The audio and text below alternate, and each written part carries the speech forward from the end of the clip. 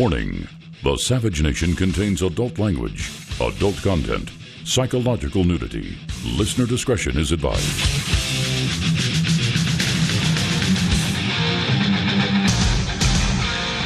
And now, America's most exciting radio talk show, The Savage Nation, home of borders, language, culture. And here he is, winner of the National Radio Hall of Fame Award, Michael Savage. All the shades were pulled and drawn. It's out to Anthony Weiner in New York City. Anthony, this is from Michael Savage. Two silhouettes on the shade. Oh, what a lovely couple they made. Put his arms around your waist. You know, when I heard this song when I was a kid, I loved it. I thought it was a romantic song. I had no idea it was about a guy like basically a perv. I didn't know it was like an Anthony Weiner kind of song. He was like watching and the girl with the new guy. Well, anyway, Anthony Weiner's fabled romance, the teen who he sexted with, has spoken out today. Why he did this with her, no one will ever understand, because Huma is a babe compared to this one, number one. But who's to account for a man's taste, as it is said? But number two, we learned today that Anthony Weiner was supposed to be sentenced today. But his sentencing was delayed because he's part of the New York City very, very liberal, progressive Democrat machine. Now, let me ask you something. Just saying here. What if a black kid from, let's say, just a home with no one around, no mother really, no father, whatever. Let's say he got arrested for the same crime as Anthony Weiner. Do you think he'd be walking freely today? Do you think he could get his sentencing delayed in order to investigate what kind of treatment he might need? I don't think so. Well, anyway, that's the beginning of the show. I'm trying not to talk about Trump, Schumer, Pelosi. It was too painful yesterday. I talked with men today who work with their hands, as I try to on a regular basis. But I'll tell you the truth. If you want to know what's going on in this world, talk with men who work with their hands. Talk with cops. Talk with firemen. Talk with guys who use jackhammers. Talk with electricians, talk with plumbers, talk with garbage men. When you deal with reality, you tend to know reality. And when you deal with fraud, what you know is nothing except how to scam people. I was watching a show last night on, it wasn't American Greed. I had seen it on American Greed before. This was on like an investigative Discovery Channel. It was about some Scott Rothstein. You don't know the guy's name, some corrupt lawyer from Florida. He started out in the Bronx, poor kid, worked his way into becoming a lawyer, went to law school. I think his grandmother paid for the law school. Instead of becoming a lawyer, an honest lawyer, he became a scam artist, moved to Fort Lauderdale, and he started scamming people by selling off the settlements of lawsuits that didn't even exist. And the biggest hedge funds were investing in this scam, and he became richer and richer and richer. But in order to attract the hedge fund operators, this guy had to buy the biggest mansion in Fort Lauderdale, marry the best-looking girl he could possibly find. If someone had one Lamborghini, he bought four. If someone had a 150-foot yacht, he had to have a 160-foot yacht. You know the type. The kind of scum that has destroyed America.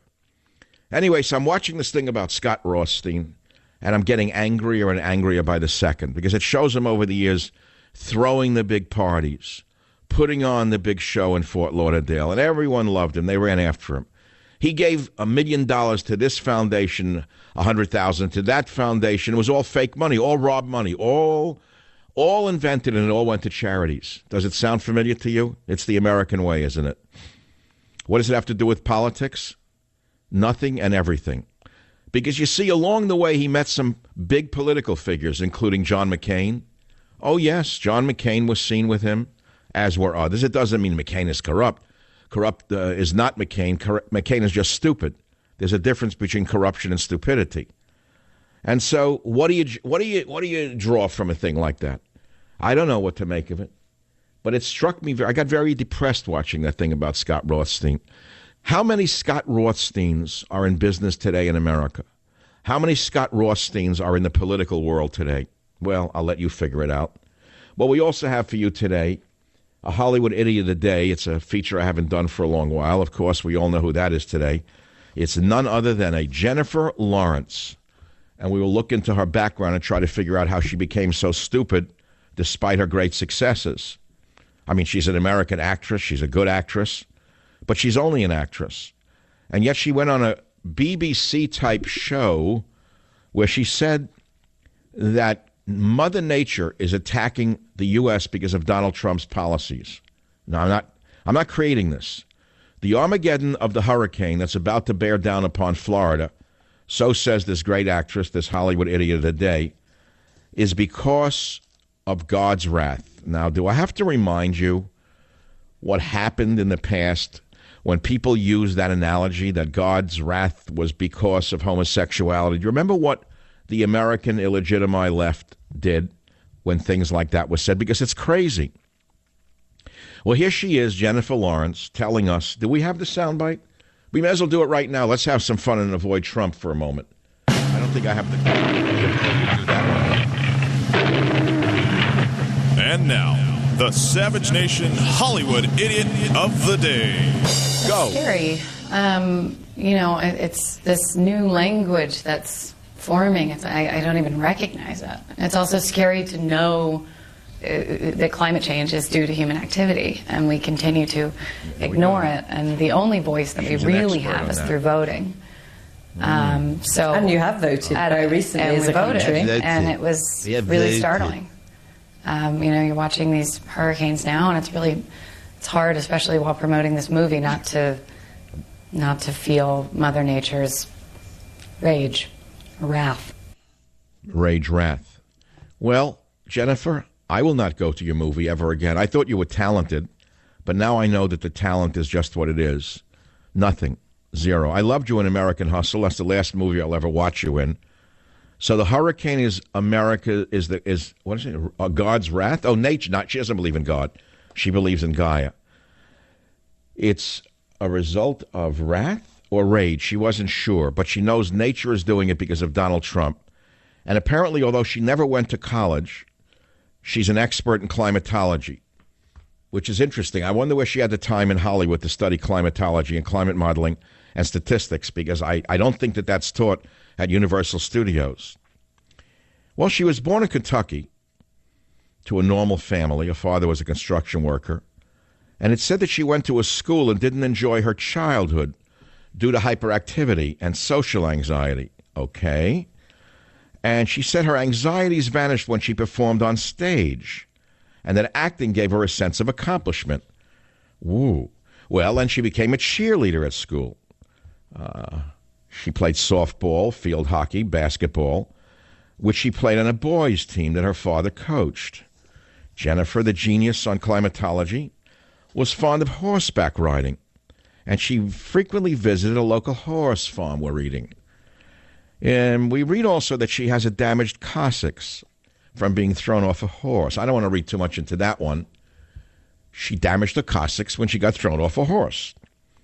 But she knew that she would be famous from an early age. She's probably going to get a Nobel Prize now in climate science. When her father worked from home, she performed for him, often dressing up as a clown or ballerina.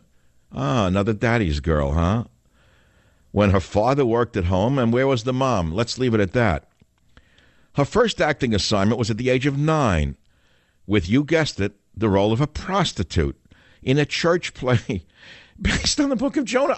I couldn't have written this. If I were writing a script about a brainless Hollywood idiot of the day, a pretty girl, a smart girl, a good actress, who has the nerve to say that the hurricane is because of God's wrath at Trump for not believing in global warming, I couldn't have written better copy.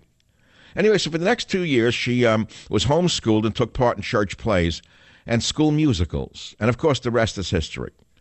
On a vacation to New York City when she was 14, she was spotted on the street by a talent scout, little Henry B. Mayer there, and arranged for her to audition for agents at 14, okay?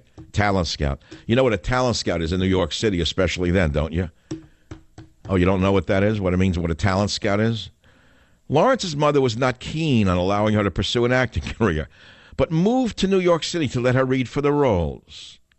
Well, okay, she was homeschooled in Los Angeles And this is what she wound up doing. She's a fine actress, a pretty face, a great body, and a moron, a total, absolute moron who blames the hurricane that's about to hit Florida on God's wrath, or rage. I mean wrath. I mean rage. I mean wrath. I mean rage.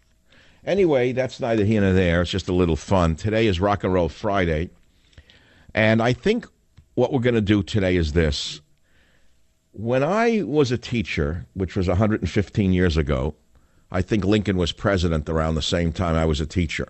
That would be 150 years ago, I think. I don't do the math very well when I'm this tired. I'm tired for some reason. After yesterday's show, which I gave it my all, everyone else in talk radio was talking about the hurricane, and I said I'm not going to do it because you can get that on television. You turn on the Weather Channel, they got great coverage. Everywhere you turn, it's hurricane, batten down the hatches. Now we read today, it may not even hit directly. It may fly. And Jerry Lewis, there it goes. We don't know. Let's hope so. But meanwhile, we found out one thing so far, which is that the government can get you to leave your house simply by scaring you. All of Florida is on the run. I don't know where they're all going. They can't all fit into a Motel 6 in Orlando, but the entire southern Florida is moving north. I don't know where they're all going to go. But we found out the government can scare you into leaving. Now, let's hope that the government was right. But it also shows you the government has total power over your lives, doesn't it?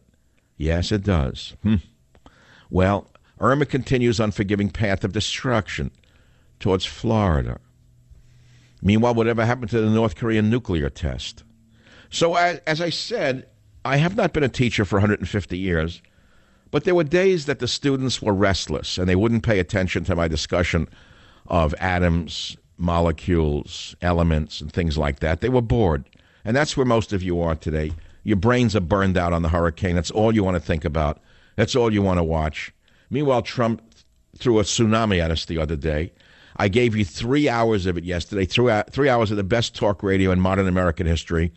And frankly, many of you didn't understand that. You thought I was simply criticizing Trump for the sake of criticizing Trump. What you didn't understand is that he was given one job to do, and now he's doing another, and that's according to a man who works with a jackhammer. Try to understand what I just said to you. I asked two men in the street today, workers in the street, what do they think of what Donald Trump's been doing? Do you think they don't know? Do you think the average guy out there who's killing himself to make a buck, to put food on the table, do you think he does not know what unlimited debt means? Of course he does. He said, my children's children's children will never pay off the debt. I thought this was all going to end when we elected a businessman. Instead, the guy wants to blow off the whole debt ceiling. You understand? So what I'm saying to you today is this. When the kids were restless, when I was a teacher, I'd say to them, you know what I want to do today? I want you to lead the class. So that's called Open Mic to Mike Friday. But you're going to lead the class today on the Savage Nation. The phone number is 855-400-7282, 855-400-SAVAGE, if you care to join the conversation. And I'll give you another man in the street. Another guy stops me. I know, a friend of mine, a neighbor, and he says to me, pulls over with his car, honking the horn. It was great. I'm on the bike. He's in the car. Mike, how's your house in Delray Beach? I said, I don't know. I hope it's going to be okay. It's right on the ocean. I go there once or twice a year. I don't know how it is. I hope it's fine. So he said, I said, there's a setback way off the beach. It's not sitting on the sand. People that don't have money buy lots right next to the sand. This house was built in 1990, I think 1998, and it's got a huge setback from the ocean with a tremendous berm between the I said, I don't know, maybe it'll survive, maybe it won't. So he said, I have a property in St. something or other. He said, what did he say? St. Thomas got hit very badly. He said he has a house on one of the other saints that got smashed pretty hard, and his house has 8-foot walls. It's built on an old sugar mill, inside an old sugar mill. And he said nothing happened to it. Most of the island was really damaged, but not the old sugar mill. I said, when was your house built? He said in the 1800s. I said, gee, they did it before Al Gore was born. They knew to build 8-foot walls in St. Croix, and it didn't get blown down. He said, no. And he had a good laugh, and he drove off to continue his work. The point I'm making is real people know what reality is, more so than do others. Again, Savage Nation, 855-400-SAVAGE, be back. Join the Savage Nation. Call now, 855-400-SAVAGE, 855-400-7282. Savage. The Savage Nation is sponsored by Swiss America, the only company I trust with my financial future. Call 800-289-2646 or SwissAmerica.com.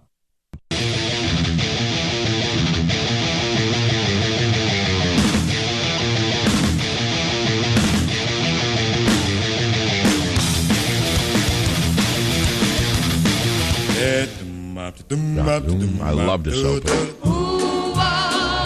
Always loved it. Always. Certain sounds, right? Why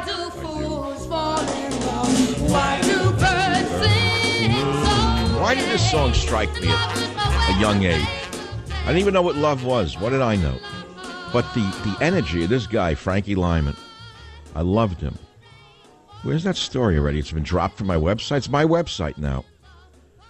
Where is this? MichaelSavage.com. Oh, I just had an espresso and a B100, a B complex. I just trying to get that brain. Something, I don't know what. After the show yesterday, I was so high on what I put out on this show, right? I was just so incredibly delighted with being able to speak the truth from the bottom of my brainstem. I felt so good. And inevitably, a few hours later, what came was, to be expected, was the crasheroo. And I haven't yet come back up from it. I'm just down. My brain is fried. I was warned, I know he's a laugh. My horoscope on Tuesday after the Labor Day weekend said, you've been really pushing it real hard. Don't take on any new projects. So, no, I didn't take on any new projects. No, 3-hour show a day, that's no new project. Make sure the book goes to the galleys with every word, 50,000 words. I have to read every word before it goes. Did that. So, I've been doing too much. I started a new website. I always do too much. I admire that fight in me, but, at a certain point, there's an article I have to direct you to because of the boycott against yours truly. You will not read this on any website except my own, but facts do not lie.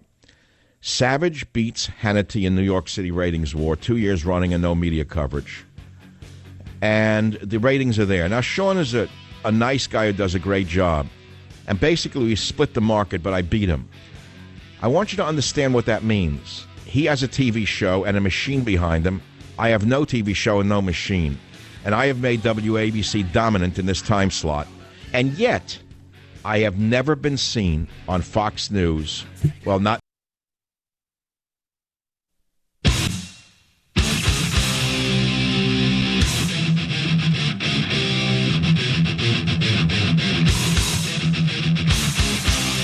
Warning: the Savage Nation contains adult language, adult content, psychological nudity.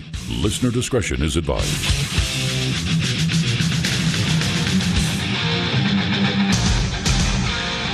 And now, America's most exciting radio talk show, the Savage Nation, home of borders, language, culture. And here he is, winner of the National Radio Hall of Fame Award, Michael Savage. All the shades were pulled and drawn. It's out to Anthony Weiner in New York City. Anthony, this is from Michael Savage. Dim light cast, two silhouettes on the shade. Oh, what a lovely couple they made. Put his arms around your waist. When I heard this song when I was a kid, I loved it. I thought it was a romantic song. I had no idea it was about a guy like basically a perv. I didn't know it was like an Anthony Weiner kind of song. He was like watching, and the girl with the new guy. Well, anyway, Anthony Weiner's fabled romance, the teen who he sexted with, has spoken out today. Why he did this with her, no one will ever understand because Huma is a babe compared to this one, number one. But who's to account for a man's taste, as it is said? But number two, we learned today that Anthony Weiner was supposed to be sentenced today. But his sentencing was delayed because he's part of the New York City very, very liberal, progressive Democrat machine. Now, let me ask you something. Just saying here. What if a black kid from, let's say, just a home with no one around, no mother really, no father, whatever. Let's say he got arrested for the same crime as Anthony Weiner. Do you think he'd be walking freely today Do you think he could get his sentencing delayed in order to investigate what kind of treatment he might need? I don't think so. Well, anyway, that's the beginning of the show. I'm trying not to talk about Trump, Schumer, Pelosi. It was too painful yesterday. I talked with men today who work with their hands, as I try to on a regular basis, and a B vitamin complex. I feel it's like up to my neck now. It's like rising. The blood sugar's moving. It's like it reached the jaw. Maybe by the next break, it'll be up to my nostrils, and by the second hour, it'll be up to my eyes. WABC Lewis, line 1, go ahead, please. Hi, Michael. I just wanted to take an opportunity to call you and sincerely thank you for being a consistent light, a beacon of light and truth in a sea of darkness and deception that is the media. And I really just wanted to just sincerely thank you for that, Michael. What can I do? What can I do other than do what I do? I hope you appreciate it, and I thank you for listening, that's all. Well, my friends, what should we play? All right, for those of you who don't know what's going on, let's play clip 1. This goes back to MSNBC on January 26th in the year of our Lord 2016. Let's hear it. I think I'd be able to get along very well with Nancy Pelosi and just about everybody. Hey, look, I think I'll be able to get along well with Schumer, Chuck Schumer. I was always very good with Schumer. I was close to Schumer in many ways. And, you know, it's important that you get along. It's wonderful to say you're a maverick and you're going to stand up and you're going to close up the country and all of the things. But you got to get somebody to go along with you. You know, you have a lot of people. We have a system. The founders created a system that actually is a very good system. It does work, but it can't work if you can get nobody to go along with you. Well, I guess that's true. So if you can't beat him, you join him. And then you get rid of the debt ceiling. Even though that was a primary issue for conservatives, whatever they are. I don't think they exist anymore. Here he was on Fox News, I believe yesterday, saying get rid of the debt ceiling. Let me tell you something. If Donald Trump ran his businesses the way he's running the country by saying get rid of the debt ceiling, he couldn't survive as a businessman. Do you understand that if you take on unlimited debt and you don't pay it back, the bank calls the note and they seize your property and you go bankrupt? Do you understand that? Do you understand that nations have gone bankrupt? Yeah, I think I ought to do that. I'm a bit of a historian.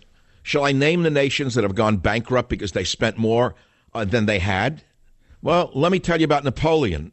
Napoleon was an egomaniac who liked war. Napoleon had to borrow money to pay for his armies and their supplies. And he borrowed, I believe, from the Bank of Rothschild. For those of you into conspiracy theories, and still goes back to the Rothschilds. And by the way, the Rothschilds just put the president of France in there. Macron was a former banker for Rothschild, if you think this is all fantasy. So nevertheless, I think Napoleon bankrupted France because he could not pay back the loans he needed to build his army.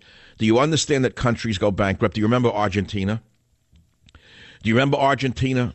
You remember Venezuela?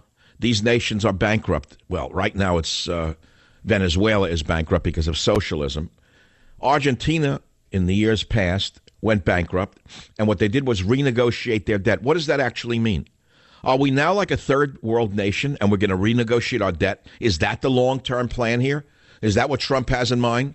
Bust the Treasury, then go to China and say, we want to renegotiate the debt? Is that what we're doing here? Is that the country you want to live in? I thought we were going to get fiscal conservatism. It's that simple. Yeah, well, we don't know which way the wind is blowing right now, and we'll have to wait and see. And, here's a great soundbite that I really should play at this juncture. But I think I'm going to wait for Ben Sasse, a Republican in Nebraska, where he says what Trump just did is the opposite of draining the swamp. And Senator Sasse is a true conservative, by the way. He's not one of the fake variety. Let's play clip 10. Here is a U.S. senator. Is he a senator or a congressman? I think he's a senator, isn't he? I don't know what he is. I know he's a smart man. Listen to this one in 10. What we're doing in this body today is not draining the swamp. What we're doing is running a whole bunch of hoses to the edge of the swamp, turning them on to the highest possible volume flow, and then turning our backs on the swamp and shouting, there's nothing to see here. That's what we're doing. We're doing the opposite of draining the swamp today. All right. I don't think he's alone in his observations. But now let's go to a caller who wants to talk about the hurricane. Evan, WFNR in Virginia, line 3. Go ahead, please. Yes, sir. Thanks for having me on. I wanted to ask you a question. Can you put together a top 100 of your favorite oldies? Every time you play a song, I want... No. Come on. What's the question you were going to ask? Ask the real question.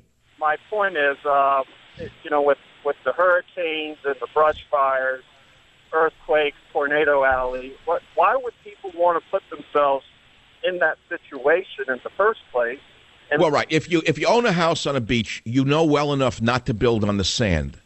Sure. You don't build on the sand unless you don't have the money to build back from the sand. And the less valuable or less desirable homes in Florida that are on the beaches are built right on the sand. They're not desirable. No, they are not. The more desirable homes are built way back from the ocean, preferably without a highway or a road running between them and the ocean. They're the absolutely most desirable.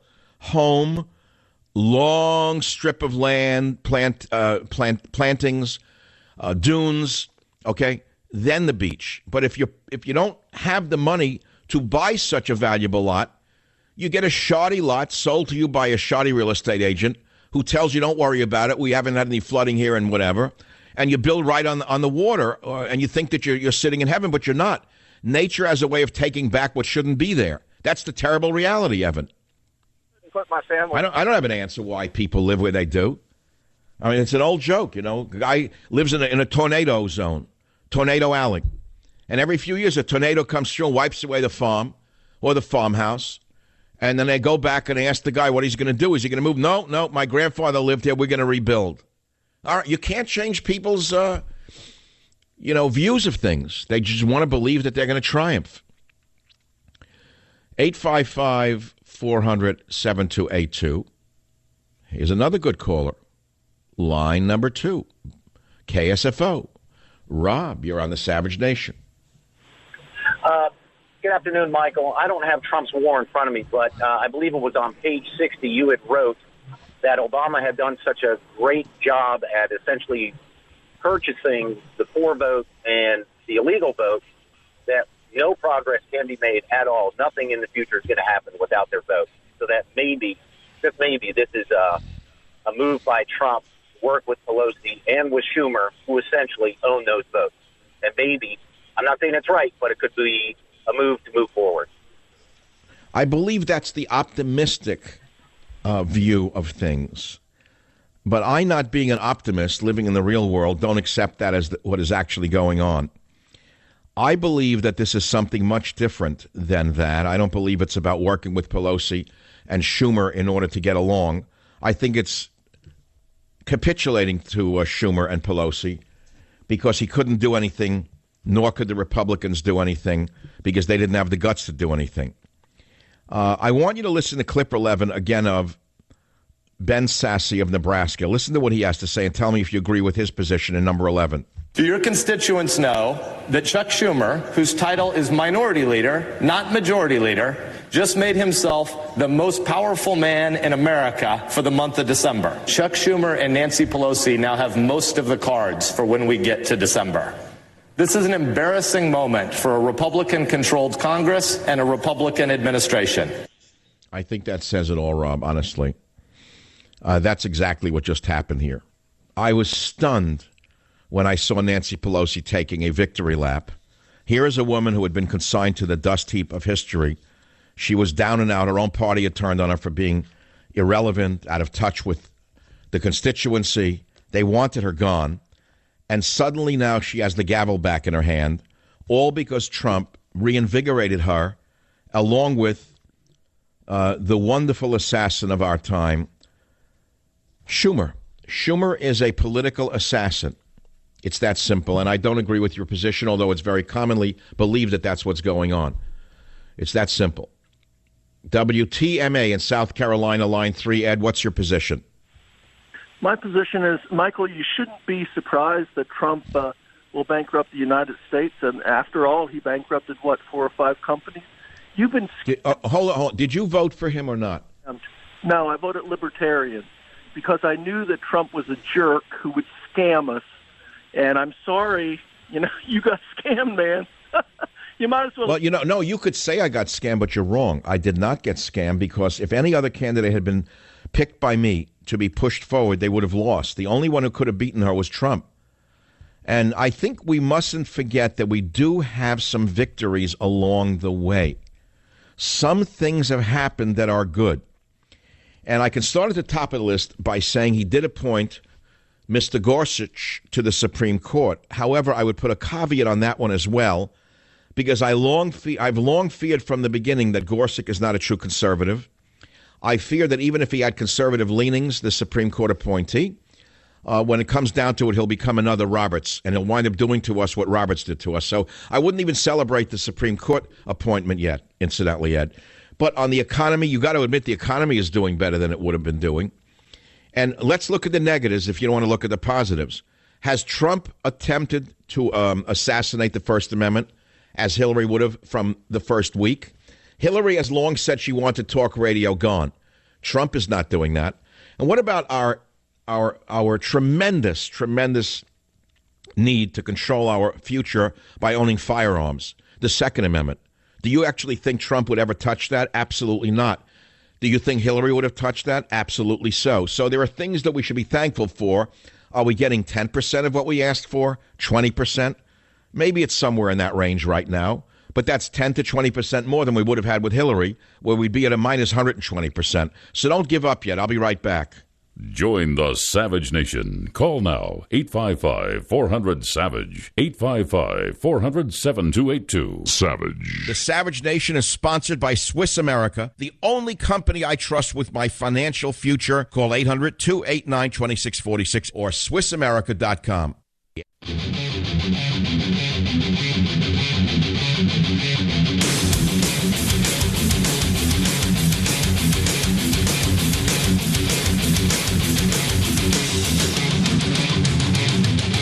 Hey, look, whatever you think, which way you go, let me give you some solid career advice. You know what I'm saying? Dress for the job that you want, not the job you have. It's an old rule. And whether you're dressing for work or dressing to go out, people happen to notice the clothes you wear.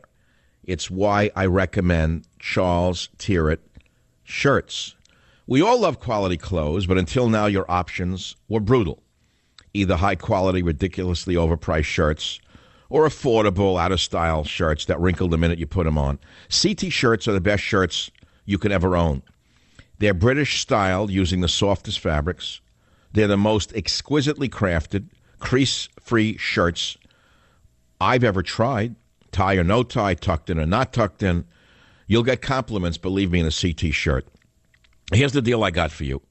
One CT shirt normally costs $100, but right now, you will get 3 shirts for just $99. That's pretty good. That's 60% off, by the way. And CT shirts come with free delivery, a 6-month quality guarantee, and free returns. It's simple. $99 for 3 amazing, great CT shirts. Go to ctshirts.com/savage. You got it? ctshirts.com/savage. Buy them for your husband, for your boyfriend. Why not?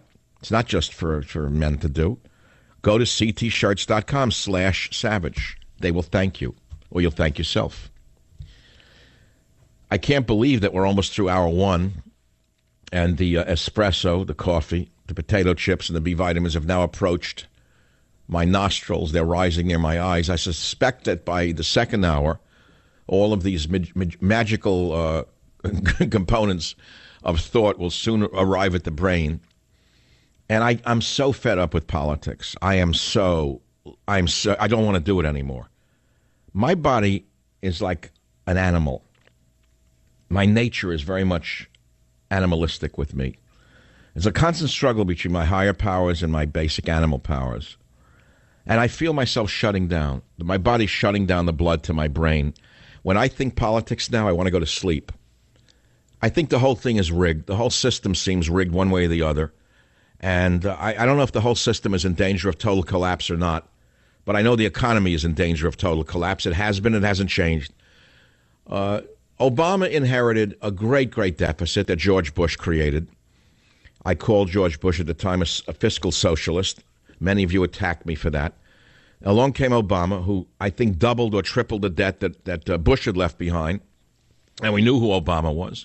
And we wanted to change. We wanted something different. We wanted a belt tightening. We wanted government programs closed down. We wanted the ship to be running lighter. We wanted some of the garbage thrown overboard. Instead, we have a more bloated government than ever. So I see it for what it is. Maybe intuitively, my book, God, Faith, and Reason, which was written over the last 30 years, by the way. It wasn't just written over the last 3 months. It was finished in the last 3 months, but it's been written since I started thinking and writing. And this collection, I think, is my attempt to move into another world, another plane, somewhere away from here. N'importe où dans le monde, as they said in French, anywhere out of this world.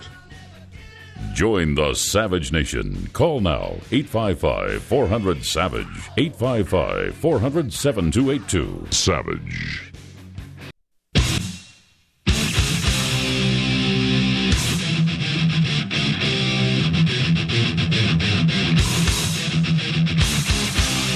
Warning. The Savage Nation contains adult language, adult content, psychological nudity. Listener discretion is advised.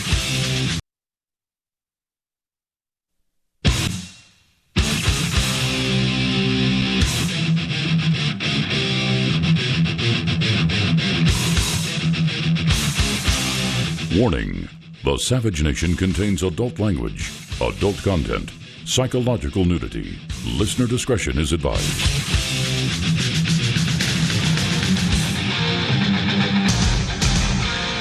And now, America's most exciting radio talk show, The Savage Nation, home of borders, language, culture. And here he is, winner of the National Radio Hall of Fame Award, Michael Savage. All the shades were pulled and drawn. It's out to Anthony Weiner in New York City. Anthony, this is from Michael Savage. Dim light cast, two silhouettes on the shade. Oh, what a lovely couple they made. Put his arms around your waist. You know, when I heard this song when I was a kid, I loved it. I thought it was a romantic song. I had no idea it was about a guy like basically a perv. I didn't know it was like an Anthony Weiner kind of song. He was like watching, and the girl with the new guy. Well, anyway, Anthony Weiner's fabled romance, the teen who he sexted with, has spoken out today. Why he did this with her, no one will ever understand, because Huma is a babe compared to this one, number one. But who's to account for a man's taste, as it is said? But number two, we learned today that Anthony Weiner was supposed to be sentenced today. But his sentencing was delayed because he's part of the New York City very, very liberal, progressive Democrat machine. Now, let me ask you something. Just saying here, bottom feeders, as is flounderish kind of fish, floundering fish. And there's no political joke involved of floundering fish. Put, fill in the blank, whatever. We have a Petrali Soul, which is our version of soul food. This is different. This is a sand dab.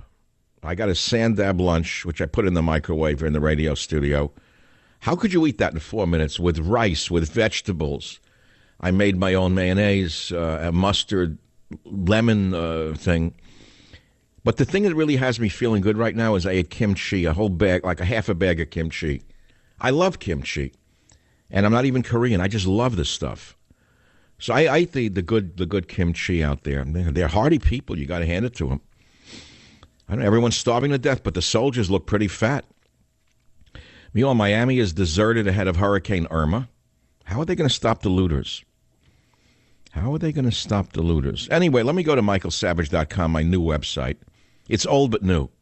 It's now just michaelsavage.com, home of the borders, language, culture. There's something I want to point out on it, which is not about me. It's about my dog. If you click on main menu, then you go to Savage's iCamera. I'm an amateur photographer. I have been for a long time. Everyone is today. But I actually come from a camera background. Now I'm lazy. I only use the 7 Plus for my pictures. And the pictures are interesting. I mean, I take them here, I take them there. I have not captioned any of them, but they're interesting enough for me to put up there. A fountain, a medieval screen, a landscape, a meal I had, a church, a poodle, a garden, a street in North Beach, a house, just stuff like that. And I have many more pictures to come. And then there's a whole thing called Teddy's Corner. And I have not put up any new pictures of old Ted. There's a new one on the left and a new one on the right. He's almost all white now. When I got that dog, I was on stage at the Concord Pavilion. I remember to this day, he was all black. Would you believe it? A little 10-pound poodle.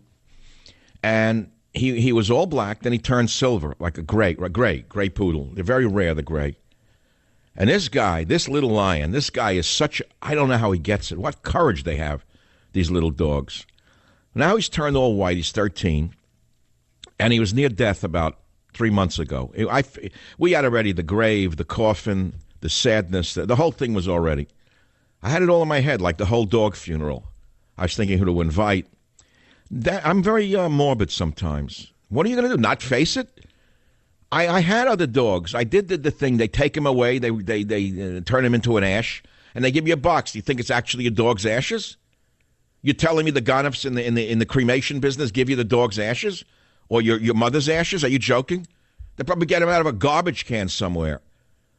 So, okay, I have the ashes from Snowy from years ago in one house sitting there, and then another ash box for another one. But, so the doctor puts him on, because he was, every time he jumped, and then a sonogram, heart thing, his valves leaking, he's got fluid in the lungs. I said, oh, God, the way of all flesh, like I don't know her. All right, he's 13, he led a good life, you figure. She puts him on his diuretic, and he starts to get worse. Losing weight, won't eat, listless. So I go to my friend Dr. Cunyon, who was a genius, the nutrition genius. He's a real medical doctor, but he was the most advanced guy in the history of nutrition when I started in the field in 1978. And he said to me very quietly, he's a quiet man, he said, the drug will weaken the dog's kidneys. He said, put the dog on coenzyme Q. You should think about it. So we went and we got Dog CoQ and took him off the drug, threw the drug in the toilet. And I swear to God, like his appetite's back. I know I should be selling it now. And now get Dr. Savage's Dog CoQ special for you. Call 1-800-TEDDY. No, it's not an ad. It should be, though. I should put out my own products, but I don't. And he's doing great. I mean, he's eating again, jumping, he plays. He sleeps with his little elephant. He's so cute when he sleeps on that elephant toy. What do you call that? Like a doll, an elephant doll. Like a teddy bear the size of a little thing. So he has an elephant thing, he puts his head on it. I don't know, we love our dogs. What's wrong with us? Should I see a psychiatrist that I love a dog so much? Is there something wrong with me? Did I have such love for an animal? I was watching an animal show last night. I almost could stop. My heart almost stopped. It was about an elephant herd caught in the desert. A desert storm's coming somewhere in Africa. I've always loved elephants. Who doesn't? Except the poachers who should be hunted down by helicopters. So I watched the elephant herd, and you see the little one of them dies, and they have a funeral for a baby elephant. I swear to God, the entire herd gets around the baby that died, and then they go back to it, where it died, where they put it, and they have a ritual. Elephants have more humanity than most humans today. Each of the elephants, with the tip of their little trunk, their big trunk, they touch the bones of the dead baby elephant, and they pass it around to each other. You're telling me they don't have feelings? And after they have finished this mourning period for the deceased baby elephant, they go on, and they're racing against this storm, this coming dust storm that's going to envelop the entire desert that they're in. They're dying. They have no water, no food, but they have to keep trucking on. And the elephant, the mother elephant, they say the female elephant, the cow they call her, knows over the hills, way over the mountains. She senses a storm is going to be there. She knows the direction to go in to beat the storm, to get to the water, or they're all going to die. So it shows them hoofing it over to that area. And here's the most astonishing part. They show the African tribesmen, the herdsmen, who have their goats, who follow the elephant pack through the dust storm because they know that the elephant has a better sense of weather than do the human, our animal friends. And this is why I've told you before, we are the eagle. We are all the eagle. All of us are the eagle. We are the spotted owl. This is something that is lost on the dummies in the conservative movement. They make me sick. The blowhards in the conservative media who come on, I eat animals, just kill them. I hate that. They get me crazy. I despise them. Morons, dopes. We who call ourselves conservatives are the true shepherds of the earth. We are the ones who are supposed to protect the animals and the plants and the airs and the waters of our earth. How can you mock those who do? How can you mock those who do? So anyway, there's this long odyssey of the elephant herd, and then eventually all the herds come together, and there's like thunderous hoofs of like hundreds of these guys and girls and babies, and they make it to the water, and I swear to God, I was drained at the end of it. Maybe that got me depressed. How perilous the nature of the animals are on this planet, and how man is such a rapacious beast that will devour everything in his sight to keep it going one more day. It reminds me of the economic model we're using here in the United States of America. It's very much like the rapaciousness of man towards the earth. Eat everything, devour everything, mine everything, grab everything, convert everything, consume everything. Consume the earth. Print money, print money, print money. And never pay the piper. And this is all how the world is seen by me through the eyes of this 12-pound poodle. I think that animals, and I mean because one animal, one domestic animal, one little poodle, but what about the people who are on farms who live with horses and cows and goats and pigs and stuff? I don't even want to go there. I mean, I don't want to get a horse. I'm a city guy to begin with. But if I have this much of an attachment to a poodle, could you imagine a horse? Now, don't call me if you love your horse. I mean, I know people get into their horses, and I hear that a horse is even worse as it gets older. It gets old and it dies. Horrible. What are they, 35 years old? It's like having a brother who's like dying or something like that. So, it's like my mind is really there. I'm not interested in Donald Trump, and I'm not interested in the societies. I can't take it anymore. The whole political structure is so awfully deceitful. Let's put it to you that way. The entire thing is built on a house of deceit. And here we are. What happened to nuclear war with him, with Kim Jong-un? What happened to Big? I thought we were about to go to nuclear war with big one. Pyongyang. Who knows? And whatever happened to Mueller's investigation about the Russia probe? Whatever happened to that one? Nothing. Zero. The whole thing is one tribe of gangsters attacking another tribe of gangsters. One band of criminals fighting with the other band of criminals. That's all. It always has been. That's all. That's it. I'll be back. Join the Savage Nation. Call now, 855-400-SAVAGE, 855-400-7282. Savage. The Savage Nation is sponsored by Swiss America, the only company I trust with my financial future. Call 800-289-2646 or SwissAmerica.com.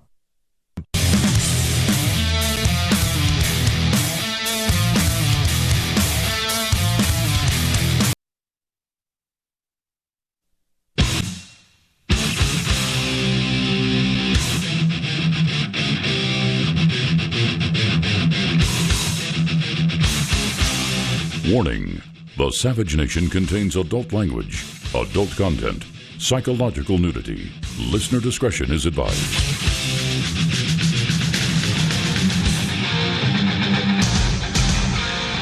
And now, America's most exciting radio talk show, the Savage Nation, home of borders, language, culture.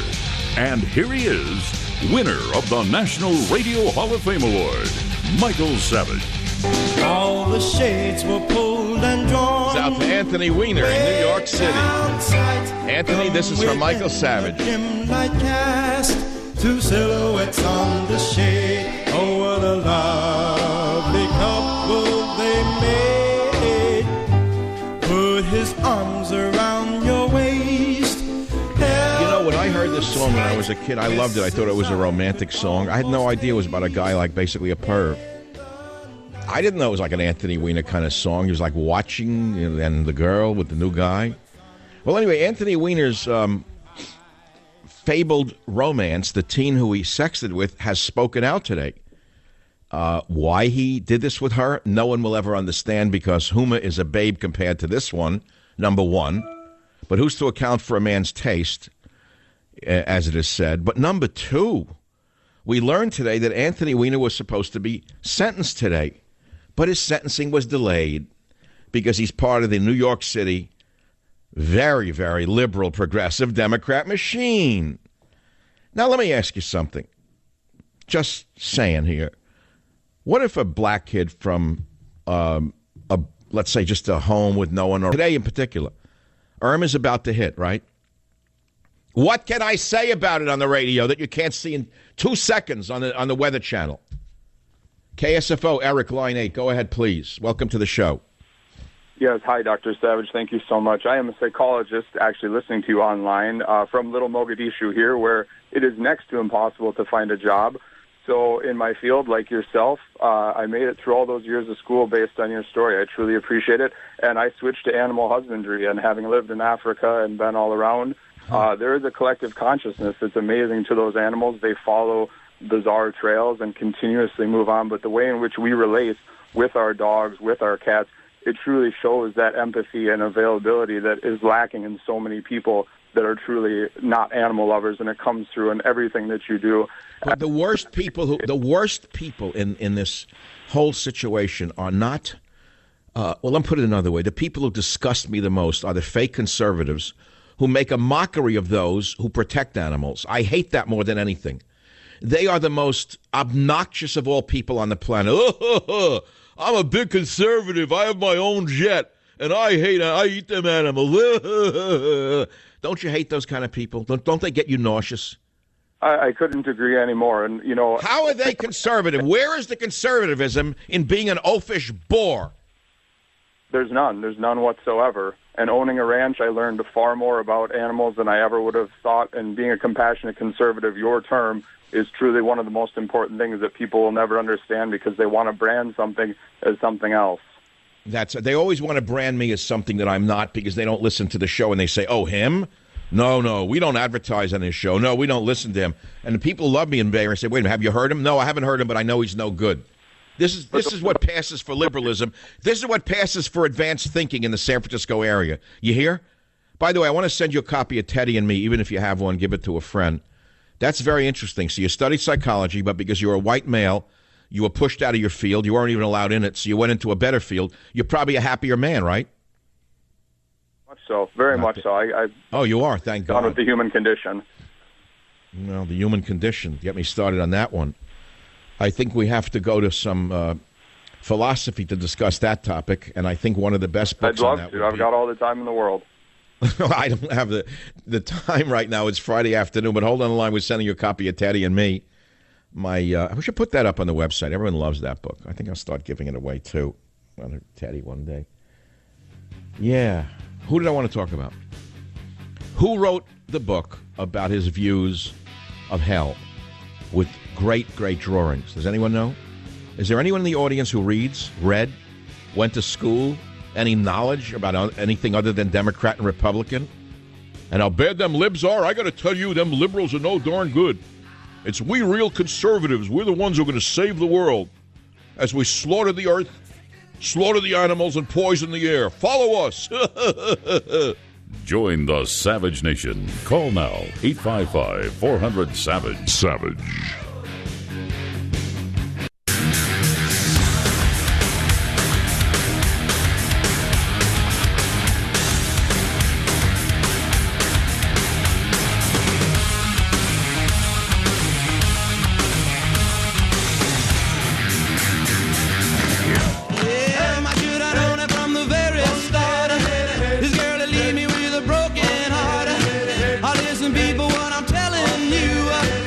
It is the Savage Nation. Well, the storm just passed through, the political storm, that is. It says, after Trump deal, Pelosi predicts greater leverage for Dems. Isn't that nice? That's what we got out of the whole election? This creature from the lagoon, Nancy Pelosi, who her own party wanted to get rid of, now she's back with a vengeance. Something's wrong with this whole picture.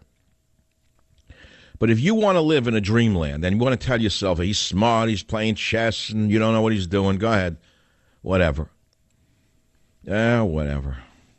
What a weekend it's going to be. Everyone's going to sit home, like instead of watching sports, you're going to watch hurricane damage. That's what people stay home now, like popcorn, beer, instead of watching baseball, football, basketball, bowling. girls volleyball in Santa Monica.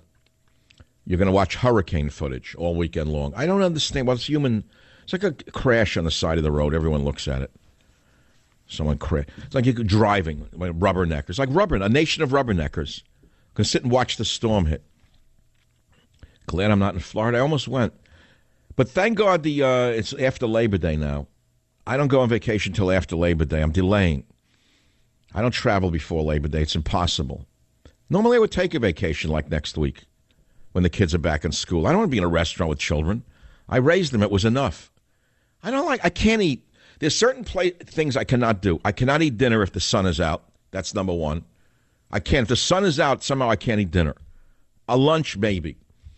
But the sun is out, like I'm blinded. I don't want to eat dinner in a restaurant. 2, children, forget about it. I can't eat. God bless them. Can't they have like a child's dining room in every restaurant? Like a children's corner with like a soundproof glass where you can look at them? Why do I have to listen to them when I don't want to? What am I going out for? To listen to someone raise their child with a coloring book?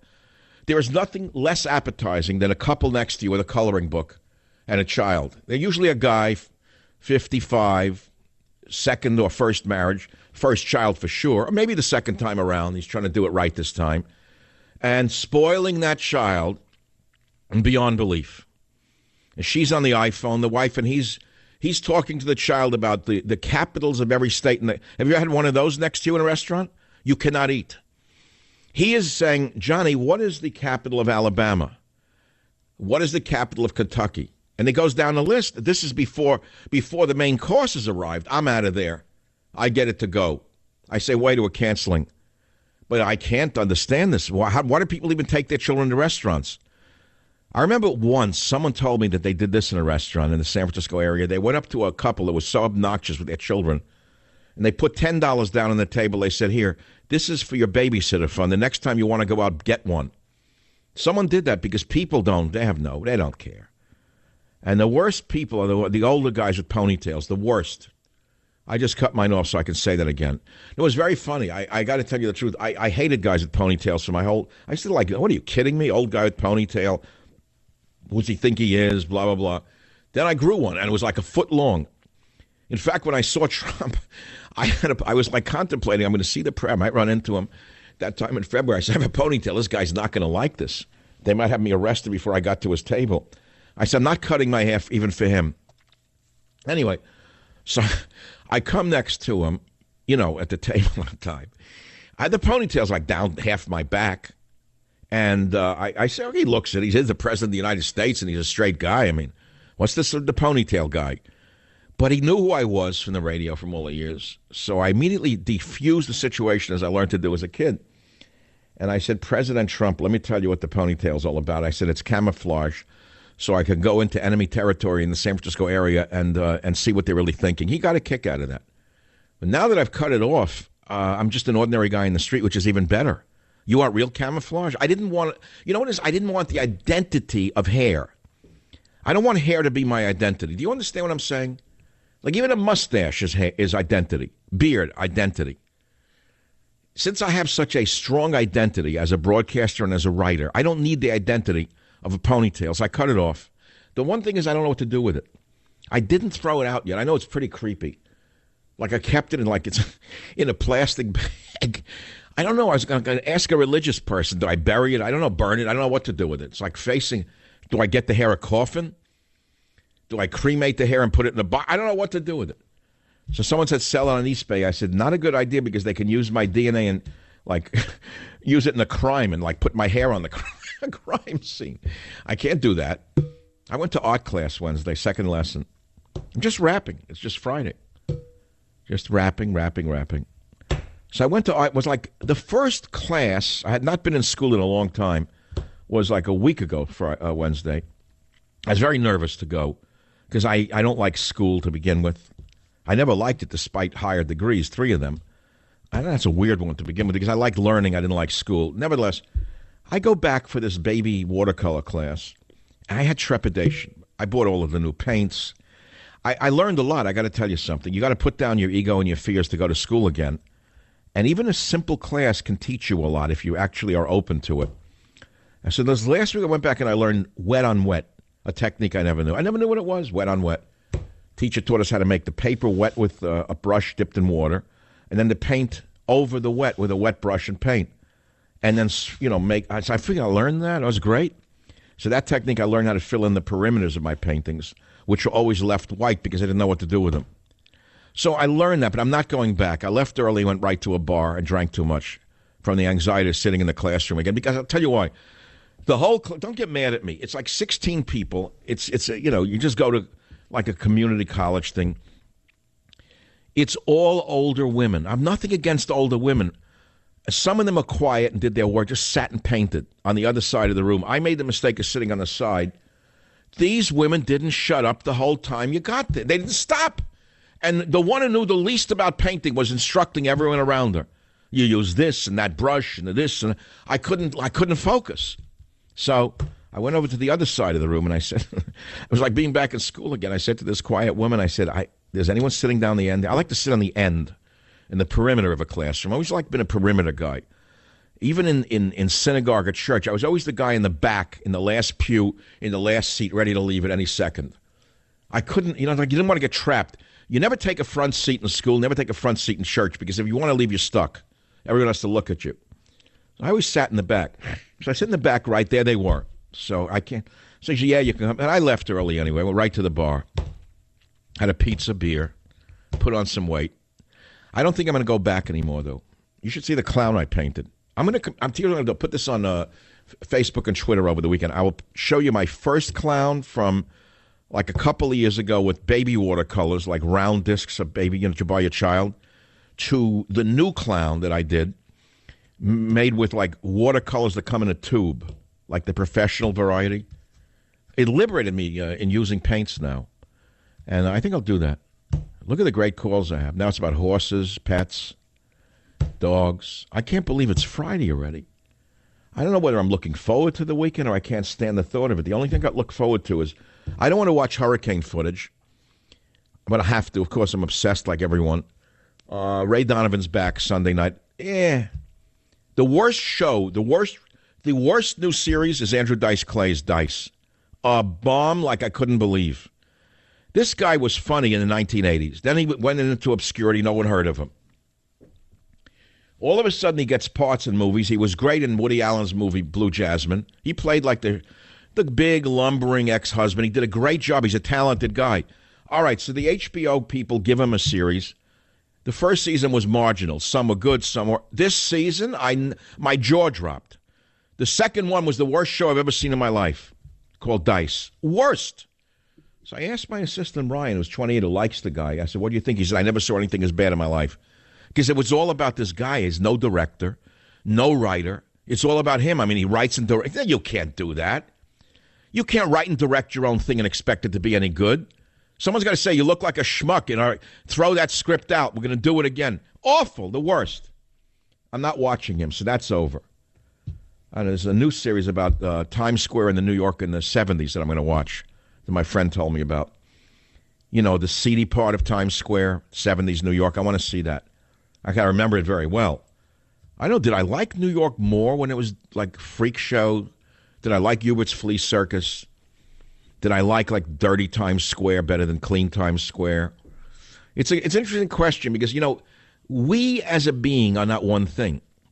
We're many things. We have all sides, many different parts of us. I wouldn't say parts because we have many different components that make up the whole. And when a city becomes too sanitized, homogenized, pasteurized, it loses its flavor for me. I don't like Disneyland. I don't go there. 855-407-2822 is the phone number. Go to michaelsavage.com. Help build the traffic. Help build up the website. Buy my book. Buy my shoes. Buy my...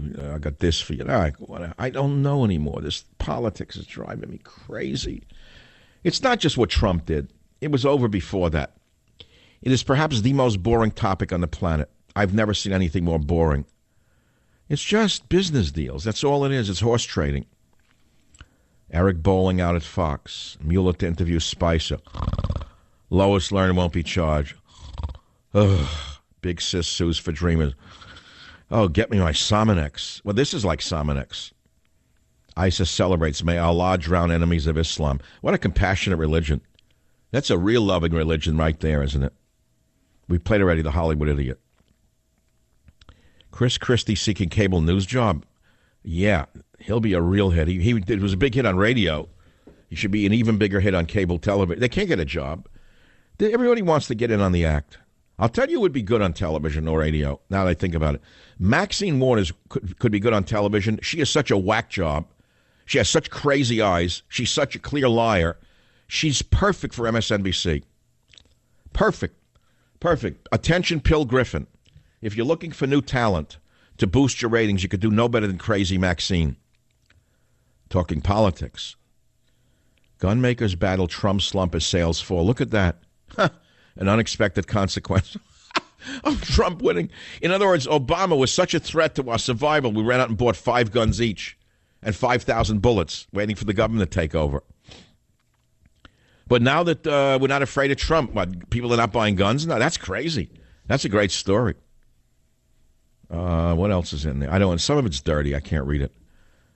48 hours away. I hope it blows off. I hope it comes and goes. You know, in the past they've come in like veered out. They veered out to sea. What about all those people like on the move in Florida? The migratory herds, like the migratory elephants trying to get away from the storm. But where they're going? I don't know where they're going to go. Like Louisiana? Are you telling me women from Queens and Brooklyn who lived in Boca Raton are going to dare go into the Deep South? They're afraid of those people. They're not going to even migrate there. I don't know where we're going to put them. They're afraid of like the actual American. They don't want to know them. See, South Florida is not like the South at all. South Florida is not like the South. It's like Queens or Brooklyn. The real South is like northern Florida. That's the real Florida. The real Florida is like the Panhandle, up near the military, Pensacola. That's Florida. But you get past like the Mason-Dixon line of Florida, you're in Queens, you're in Brooklyn, you're in the Bronx of the 1940s, knitting, sitting on the stoop. But where are they going to go? I don't know where they migrate, the women from South Florida. They're not going into the bayou. They'll be afraid of it. Did I run out of time already? Yeah, I'll be right back. Join the Savage Nation. Call now, 855-400-SAVAGE, 855-400-7282. Savage. The Savage Nation is sponsored by Swiss America, the only company I trust with my financial future. Call 800-289-2646 or SwissAmerica.com.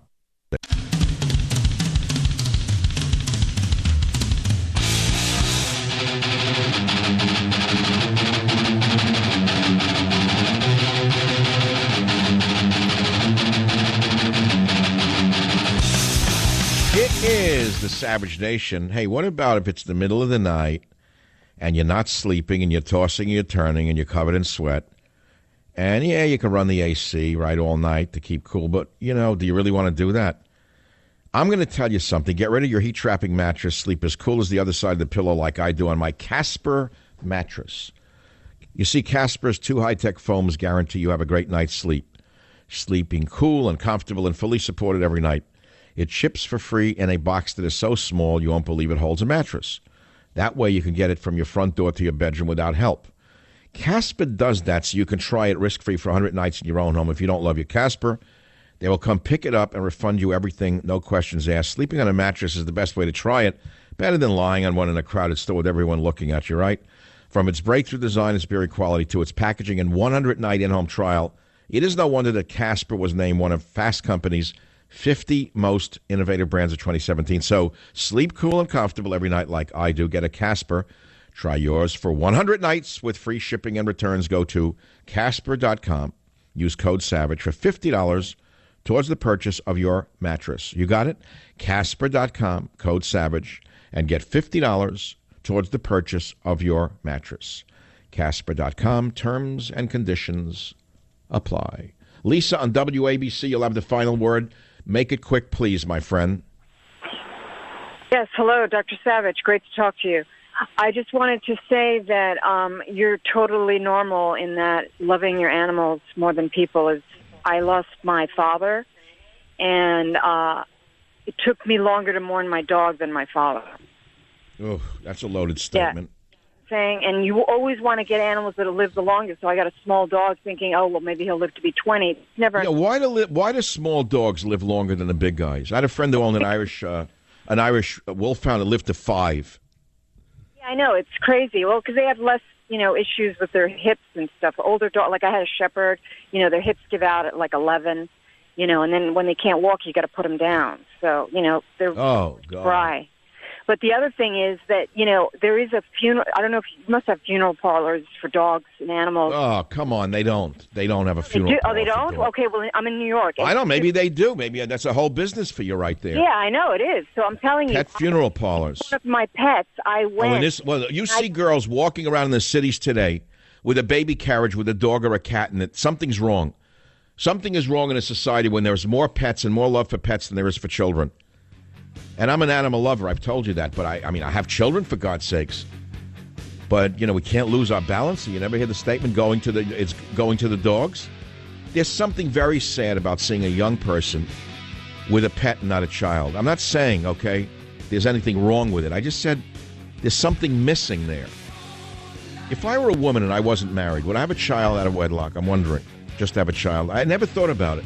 Something a man never thinks about that. It's a weird question. Join the Savage Nation. Call now, 855-400-SAVAGE, 855-400-7282. Savage.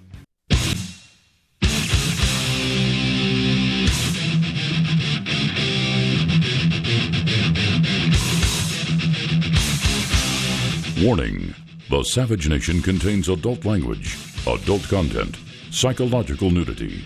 Listener discretion is advised.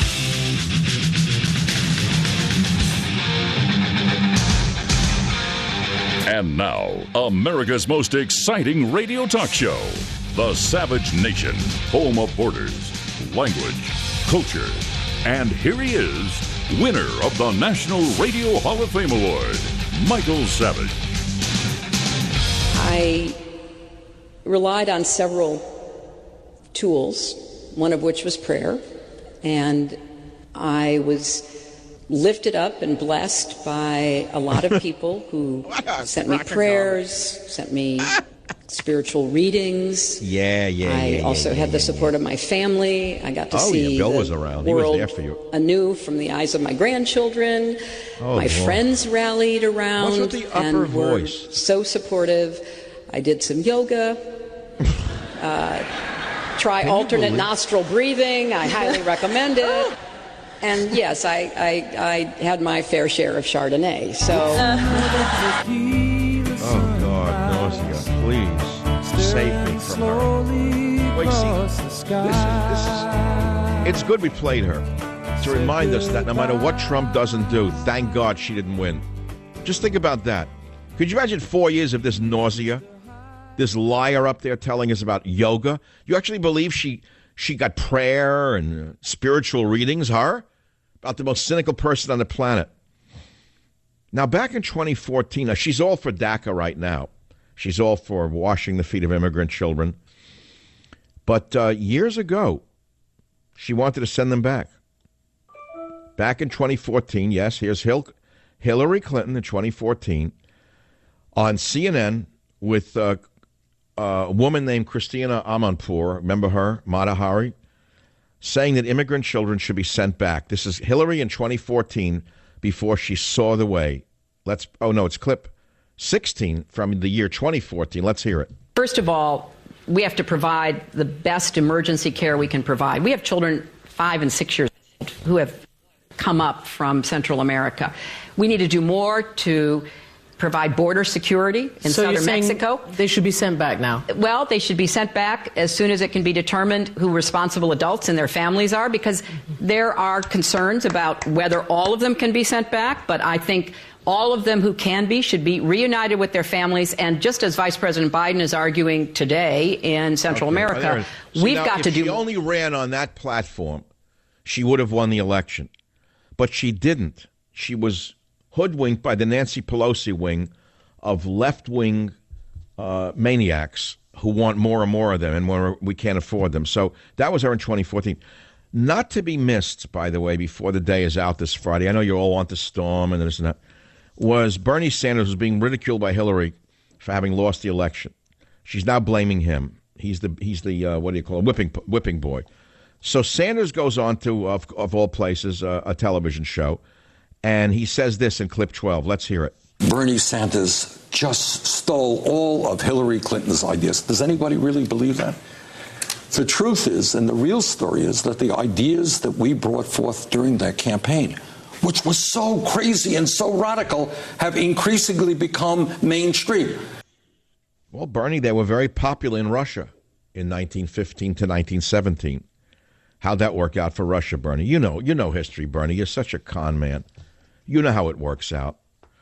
Bernie, you know how it works out. You should know better, Bernie. You're a very smart boy chick. You know your history. You said you were an atheist, then you became religious, then you weren't religious, then you were an atheist. But you knew people who weren't atheists, and you respected them even though they weren't atheists, and though they were religion, you respected their religion even though you don't have any. You respected the fact that they did. You remember, Bernie? So, yeah, we know how that worked out. And, okay, thank God he didn't win. Thank God she didn't win. Let's see what else we have for you in the sound area here on the Savage Nation. She relied on prayer, yoga, and Chardonnay. Okay, very funny. Immigrant children should be sent back. And here's Sanders now, who wants as many illegal alien children in America as he can get.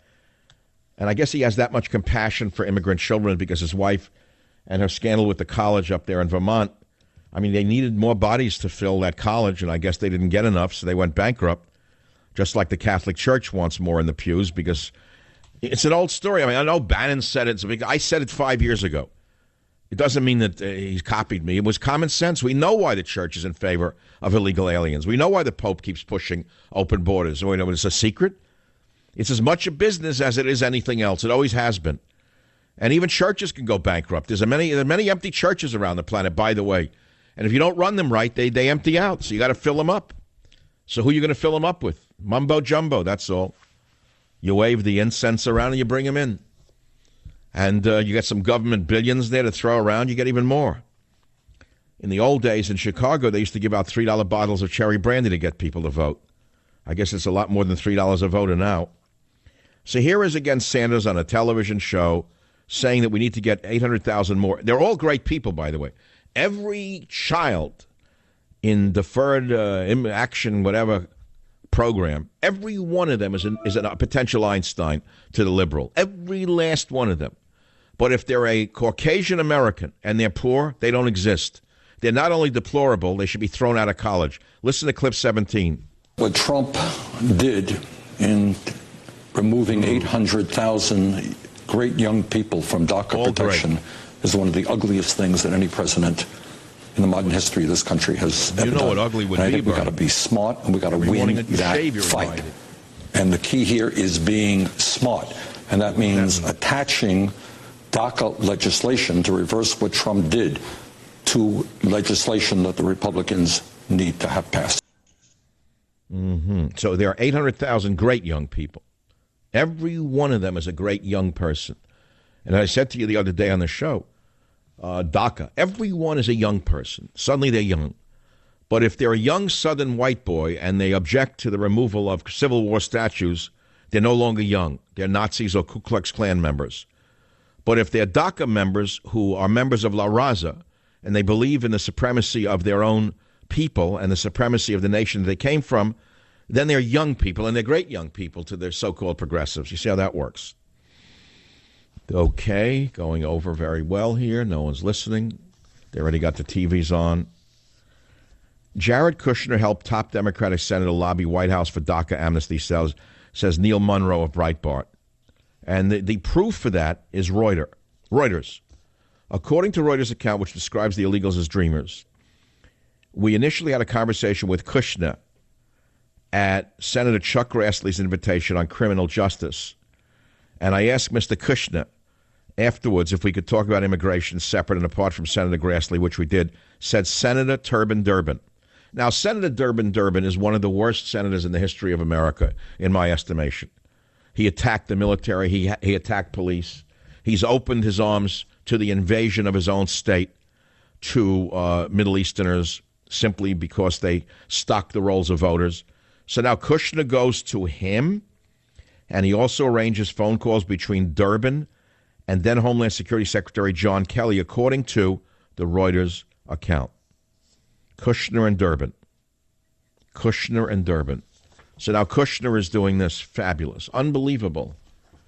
I ask myself, but again, okay, we heard Hillary. Thank God Trump won. Okay, whatever. It's a long time to go. Maybe we'll get more out of the deal. I'm sure we will. And the negatives, positives add up. Okay, here we are. But not to have to hear her with her fables about her prayers and her this and her that. I have a little post-it here. Let me read it to you. I keep post-its on my broadcast desk. So here's a couple of them. Even if Trump gives us only 10% of what he promised, that's 1,000% better than what Clinton would have done. That was written of 3 months ago. Hello, infidels, give me 15 minutes and I'll give you America. That's 3 years ago. Obama's moderate terrorist. That was 2 years ago. Be practical. No rage, intelligence, humor. That's every day. The Thieving Magpie by Rossini. No one even knows when I played it or why. Is anyone out there, or is everyone watching the Weather Channel? You're eating popcorn, you're drinking Chardonnay at home now, watching the weather. That's all you're doing. The storm's almost there, right? 5:15, should I turn on the weather and talk about it? Why don't I just turn on the Weather Channel and tell you what I see, for those of you who don't have color televisions yet? All right? Are there people still look at black and whites? You got to get a new color TV to watch the storm coverage. I hope it blows off. I do. I hope it blows away. Would you rather me talk about pet cemeteries? A friend of mine just sent, yes, there's a pet cemetery in Napa where she buried a dog. I don't want to read that about pet cemeteries. Let me go to my website. Is anyone alive out there and well? Let's see what's on my website. I'm going to start from the top right. Sun firing powerful solar flares at Earth.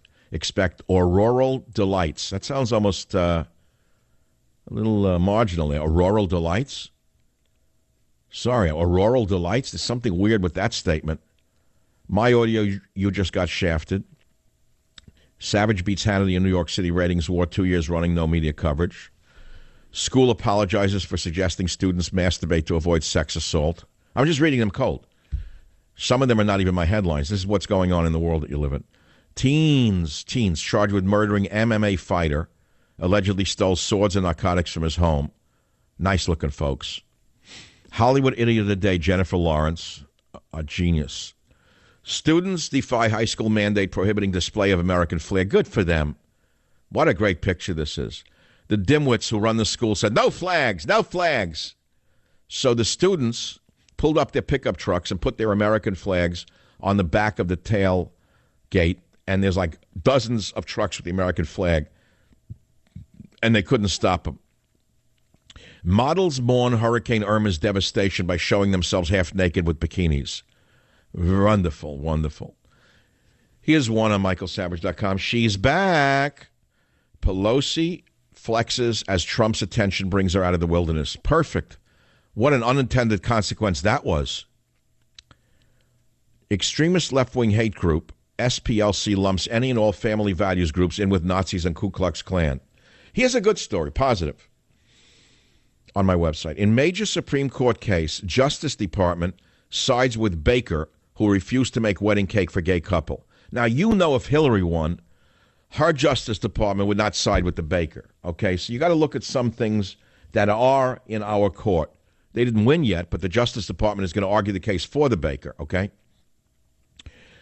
Feds spend $138,000 asking 4-year-olds about their internal sense of gender identity. Anyone did that to my 4-year-old? I'd sue them to make sure they go to prison. Hurricane Irma batters the Caribbean in pictures. It swept through there like Grant took Richmond. Horrible. Feinstein attacks federal judge's nominee's faith, saying the dogma of Catholicism lives loudly within you. This is a sitting senator. Senator Feinstein says to a nominee to be a federal judge about his Catholic faith, the dogma lives loudly within you. Feinstein, you know what dogma lives loudly within you? Greed and corruption. Those are very dogmatic truths that live within you. It's a shame you don't have any Catholicism like that of the judge. You might be a better person and a better senator. Let's see what else. Under fire, Berlin mayor equates BDS with Nazis and rejects Israel boycott. Good for him. Someone in Germany hasn't lost their mind. Here's a mayor in Berlin who equates the boycott of Israel movement with Nazism and rejects a boycott of Israel. Here's another one that you won't read in the San Francisco Chronicle. Veiled woman assaults shopkeeper for selling lingerie near headscarves. Very tolerant people. Those women with the slits, very tolerant. They're really going to treat your children very well. Oh, yeah. Assaults me some lingerie. Tijuana shoplifting ring hit U.S. malls for $20 million in luxury goods, authorities say. See the nice girls from south of the border with the gang hands? You know, they're all wonderful people. They're all wonderful young people, according to Bernie. Even probably the shoplifting ring are all wonderful people. All of them. Maybe they're part of DACA. That's all. Daddy, can I go with you? Trump touts Ivanka on stage in North Dakota. Okay, we'll move past that one. This is the one and only Savage Nation. The phone number is 855-407-282. The website's michaelsavage.com. The Twitter feed is @ASavageNation, if you care to Twitter. I don't know, tweet, Twitter, whatever it's called, etc. These are great stories on the website, and I'm very happy that you're... you know that my traffic doubled in only 4 days on michaelsavage.com? Since I took it over and we created a new website, Karen did. I didn't think it could be done. She has doubled. Why is it doubling? Why is the traffic on michaelsavage.com doubling? It's not like I'm getting rich from it. It's not like we're flooded with money, but the people seem to love it. All right, that's it. I'll be back. Be here or be nowhere. Join the Savage Nation. Call now, 855-400-SAVAGE, 855-400-7282. Savage. The Savage Nation is sponsored by Swiss America, the only company I trust with my financial future. Call 800-289-2646 or SwissAmerica.com.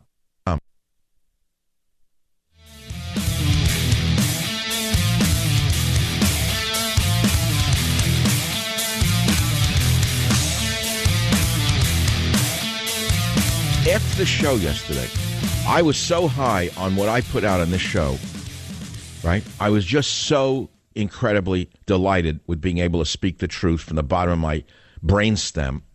I felt so good. And inevitably, a few hours later, what came was, to be expected. See, I'm not going to crumble because the world that I believe in is coming to an end. Many worlds come to an end and new ones emerge. At the end of the day, you have to go back to yourself. You have to go back to your own family. You have to go back to the eternal, which is God, faith, and reason. To me, reason is a faith unto itself, incidentally. Using logic, when it works, it's the most beautiful thing in the world. When you have been trained in scientific knowledge and reason, if you've been trained with Aristotelian logic, and when your mind functions perfectly, it's one of the greatest experiences on the planet. And I must tell you, there are days that it doesn't. There are days that I am so rattled by what is going on that I find even my reason is going. I'm telling you the truth. Today happens to be not one of those days. I feel it like a storm passed me by the other day. I don't know what was going on for a few weeks. I couldn't think clearly. I saw this whole thing coming apart. And on Monday morning, I don't know when it was, Monday morning, I sent God, Faith, and Reason in its final form off to the printer. I had worked on it all weekend, reading 50,000 words over again, over and over again. I wrote every last one of those words over the last 20 years, and I put them together in this one book. But I had to send it off, and I had no idea how much this book was weighing on me until it was gone. And I took out stuff that I didn't like. And like a big weight was lifted from me, because I feel that that's my legacy. All I thought was, this book has to last 20, 30 years. Or more. And I don't want one word in that book to throw people off 30 years from now when they say, who was this guy, Michael Savage, who wrote this book, God, Faith, and Reason? This is truly my legacy book. It's not even out yet, but it's so important to me to tell you why that book is more important now than it was when I conceived it. But I got to move along. We're 9 months into the Trump presidency, which is symbolically so important. That's the gestation period of a human baby. Did you know that? 9 months. And we're 9 months into this administration. And boy, can I make a statement now about what this baby seems to look like. I just saw the sonograms, and they're not good.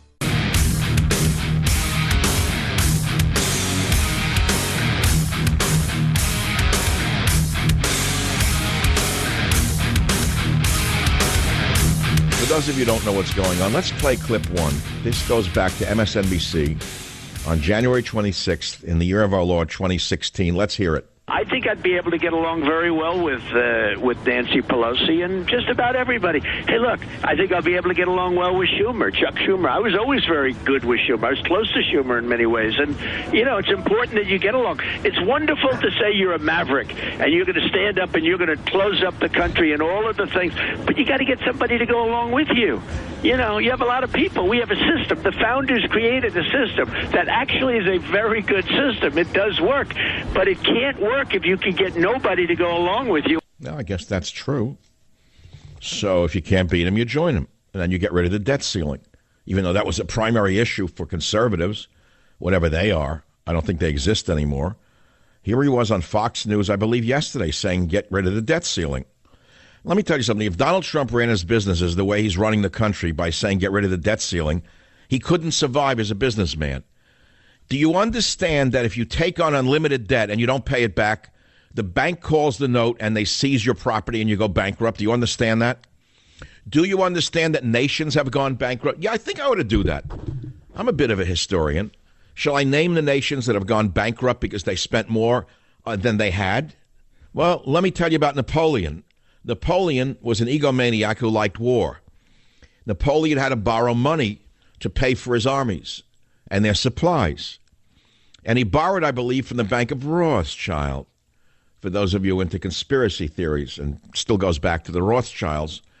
And by the way, the Rothschilds just put the president of France in there. Macron was a former banker for Rothschild, if you think this is all fantasy.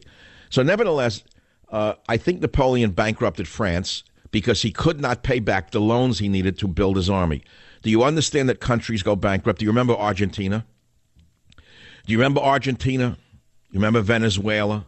These nations are bankrupt. Well, right now it's Venezuela is bankrupt because of socialism.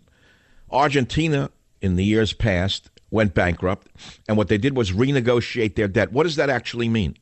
Are we now like a third world nation and we're going to renegotiate our debt? Is that the long-term plan here?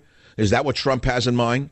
Bust the Treasury, then go to China and say, we want to renegotiate the debt? Is that what we're doing here? Is that the country you want to live in?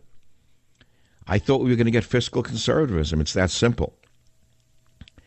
Yeah, well, we don't know which way the wind is blowing right now, and we'll have to wait and see. And, oh, here's a great soundbite that I really should play at this juncture. But I think I'm going to wait for Ben Sasse, a Republican in Nebraska, where he says what Trump just did is the opposite of draining the swamp. And Senator Sasse is a true conservative, by the way. He's not one of the fake variety. You know, let's play clip 10. What we're doing in this body today is not draining the swamp. What we're doing is running a whole bunch of hoses to the edge of the swamp, turning them on to the highest possible volume flow, and then turning our backs on the swamp and shouting, there's nothing to see here. That's what we're doing. We're doing the opposite of draining the swamp today. All right. I don't think he's alone in his observations. I want you to listen to clip 11 again of Ben Sasse of Nebraska. Listen to what he has to say and tell me if you agree with his position in number 11. Do your constituents know that Chuck Schumer, whose title is minority leader, not majority leader, just made himself the most powerful man in America for the month of December? Chuck Schumer and Nancy Pelosi now have most of the cards for when we get to December. This is an embarrassing moment for a Republican-controlled Congress and a Republican administration. I think that says it all, honestly. That's exactly what just happened here. I was stunned when I saw Nancy Pelosi taking a victory lap. Here is a woman who had been consigned to the dust heap of history. She was down and out. Her own party had turned on her for being irrelevant, out of touch with the constituency. They wanted her gone. And suddenly now she has the gavel back in her hand, all because Trump reinvigorated her, along with the wonderful assassin of our time, Schumer. Schumer is a political assassin. I think we mustn't forget that we do have some victories along the way. Some things have happened that are good. And I can start at the top of the list by saying he did appoint Mr. Gorsuch to the Supreme Court. However, I would put a caveat on that one as well, because I've long feared from the beginning that Gorsuch is not a true conservative. I fear that even if he had conservative leanings, the Supreme Court appointee, when it comes down to it, he'll become another Roberts, and he'll wind up doing to us what Roberts did to us. So I wouldn't even celebrate the Supreme Court appointment yet. But on the economy, you got to admit the economy is doing better than it would have been doing. And let's look at the negatives if you don't want to look at the positives. Has Trump attempted to assassinate the First Amendment, as Hillary would have from the first week? Hillary has long said she wanted talk radio gone. Trump is not doing that. And what about our tremendous need to control our future by owning firearms, the Second Amendment? Do you actually think Trump would ever touch that? Absolutely not. Do you think Hillary would have touched that? Absolutely so. So there are things that we should be thankful for. Are we getting 10% of what we asked for? 20%? Maybe it's somewhere in that range right now. But that's 10 to 20% more than we would have had with Hillary, where we'd be at a minus 120%. So don't give up yet. Savage to Donald Trump, come in. Report from the real America. We are the real dreamers, Mr. Trump, not the illegal hordes that didn't belong here to begin with. Why are you appeasing them? How did you go along with two of the worst politicians in American history? How, Mr. Trump, is what we're saying. We exist. There are 60 million of us. What, we become all of a sudden the deplorables to you too? Well, anyway, that's one man's opinion. Sometimes you like it and sometimes you don't. What do you want me to do? Say he's great no matter what he does? How stupid can many of you be telling me he knows what he's doing, he's outsmarting everyone, he's on another plane, you don't know what he knows, he's playing four-dimensional chess while you're playing checkers? That's my line, by the way. No, he isn't. No, he isn't. He's been turned. He's been hoodwinked. He has been turned. He's been hoodwinked. What did he give us? Nothing. Did he cut one government program? Did he say at the same time, did he throw us so much as a DNA strand of bone? Did he say, I'm cutting Planned Parenthood to pay for Harvey? Or I am cutting NPR to pay for Harvey? Or I am cutting many, many wasteful programs, and here they are. Did he say I'm forcing the tech giants to pay their fair share of taxes by taxing their offshore accounts at 50%, and I'm doing it by executive order because they're hiding trillions of dollars of money that should have been reported in America and on which taxes should have been paid. And that will pay for Harvey and then some. He didn't do any of that. How could you be attacking me for giving you the truth? Is truth that threatening to you? Now, I want you to listen to Nancy Pelosi gloating in her own bumbling way about turning Trump in clip 2. You got to hear this. No, it wasn't quick. See, I mean, I think that's one of the reasons I decided to share so much with you this morning, because I was reading on TV. We went in there, we put it on the table, boom, out the door. No, it wasn't like that at all. It was a very long, intense conversation. Now, I'm an appropriator, so I've had a little bit of an advantage in my view on... You're a thief. You know, and I said to the president, left to our own devices, the appropriators, Democrats and Republicans, can work together to have a compromise on what we should do. Wait a minute. The appropriators, what a great word that is. That has kind of quite a deep meaning, Nancy. You certainly are an appropriator. You appropriate that which is not yours. You steal from the Treasury in order to gain public opinion on your side. This is sickening. So she's now an appropriator. Boy, is that well said. Oh, that's good. Then she talks about old Chuck.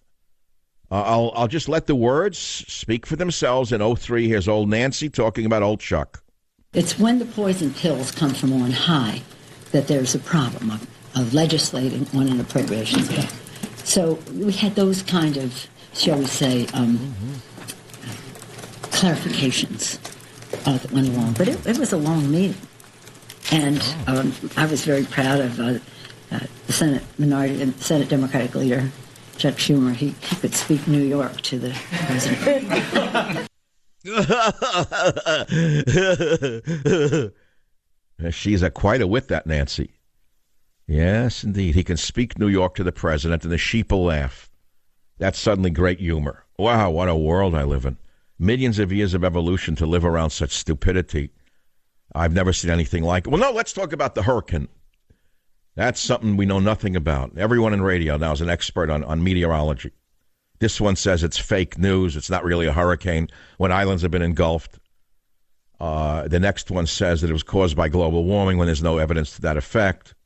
See, there have been hurricanes for years before industrialization, but that wouldn't tell that to the science-deprived minds in the media.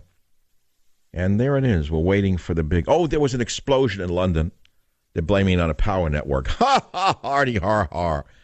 A power network set off a bomb on London's Oxford Street. Ha, ha, ha, ha, ha. That's the report coming out of the new mayor of London. A person didn't do it. Blew up Oxford Street. But that was done by a sewer that blew up from all the sausages that were eaten there in London that day. Anyway, let me go to michaelsavage.com, my new website. It's old but new. It's now just michaelsavage.com, home of the Borders Language Culture.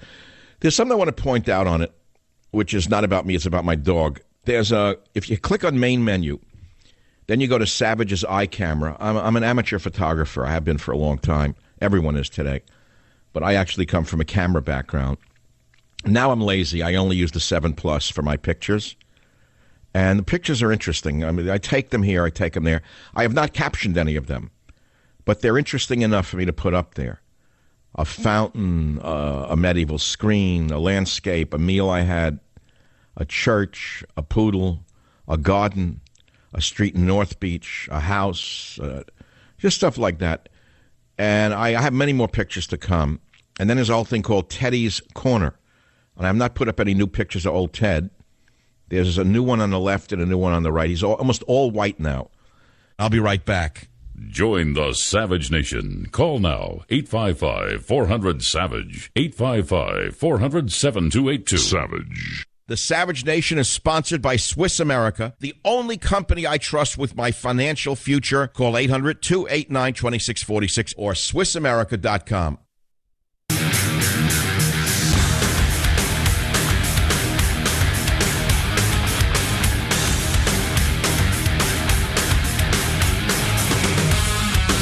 Storm just passed through, the political storm that is. It says, after Trump deal, Pelosi predicts greater leverage for Dems. Isn't that nice? That's what we got out of the whole election? This creature from the lagoon, Nancy Pelosi, who her own party wanted to get rid of, now she's back with a vengeance. Something's wrong with this whole picture. But if you want to live in a dreamland and you want to tell yourself he's smart, he's playing chess, and you don't know what he's doing, go ahead. Whatever. Whatever.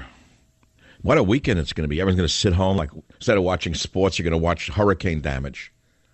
That's what people stay home now, like popcorn, beer. Instead of watching baseball, football, basketball, bowling, girls volleyball in Santa Monica. You're going to watch hurricane footage all weekend long. I don't understand. Well, it's human. It's like a crash on the side of the road. Everyone looks at it. It's like you're driving, like rubberneckers. Like a nation of rubberneckers. Chris Christie seeking cable news job. Yeah, he'll be a real hit. It was a big hit on radio. He should be an even bigger hit on cable television. They can't get a job. Everybody wants to get in on the act. I'll tell you who would be good on television or radio, now that I think about it. Maxine Waters could be good on television. She is such a whack job. She has such crazy eyes. She's such a clear liar. She's perfect for MSNBC. Perfect. Attention, Pill Griffin. If you're looking for new talent to boost your ratings, you could do no better than crazy Maxine. Talking politics. Gunmakers battle Trump slump as sales fall. Look at that. An unexpected consequence of Trump winning. In other words, Obama was such a threat to our survival, we ran out and bought 5 guns each. And 5,000 bullets waiting for the government to take over. But now that we're not afraid of Trump, what, people are not buying guns? No, that's crazy. That's a great story. 48 hours away. I hope it blows off. I hope it comes and goes, you know. The hurricane of illegal aliens, the illegal alien tsunami has swept over America. And we elected a man to stop it by building a wall, etc. And then we wake up one day and we find out and we discover, shockingly, that Pelosi told him what to say. Schumer celebrates it. He did not negotiate for one item on our agenda. Not one program in the government was cut.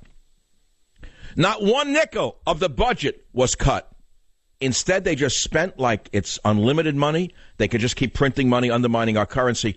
How in the world do you expect me to get up and do a show every day if I'm not going to tell you the truth, or at least the truth as I see it? If you consider this disloyalty, you don't know what loyalty is. Never forget where my loyalty lies.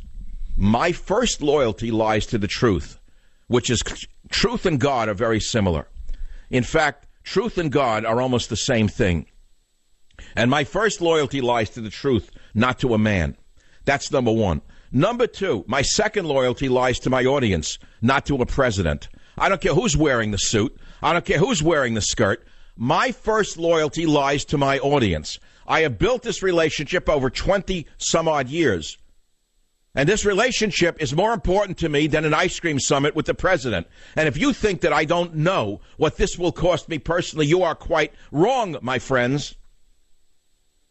Oh, I could just sit here and say all is well. He has a secret plan. He did it because the Democrats made him do it. He did it to show those Republicans. That's all rubbish. That is not at all what happened in my estimation. And that is all I am capable of giving you, which is my estimation. And never forget that I am not a politician. Never forget that I am a commentator. Never forget that I am not a journalist. I am a commentator. And I give you one man's opinion, and I call him as I see him. This is how I see it. And so what do you want me to do? Not call him as I see him? Then I'll become as irrelevant as those who sit here and talk about sports all day or talk about the weather all day when you're sitting on the edge of your seat trying to find out what's going on politically when a tsunami just hit us with what Trump did? You want me to sit here and make believe it didn't just happen? We were smacked both sides of the head. He smacked us on both sides of the head one day after the other. One day he agrees on the Dreamers with Schumer and Pelosi, two of the great assassins of our way of life. And the next day he agrees that he's going to raise the debt limit to no limit at all. There's no limit ever again. These are the exact opposite points of everything we ever voted for. Don't you remember the election, what went on? You don't remember Ron Paul? You don't remember Ted Cruz? You don't remember anything about what they said? I may not have supported them because I didn't think they could win. I supported Trump because I felt he could beat her. But they have great ideas. Their ideas did not die when they lost the primaries, did they? Did their voters go away? Where are you all? Have you all become that stupid that you don't know what's being done to you? No, there's no secret plan. You just got shafted and thrown on the roadside.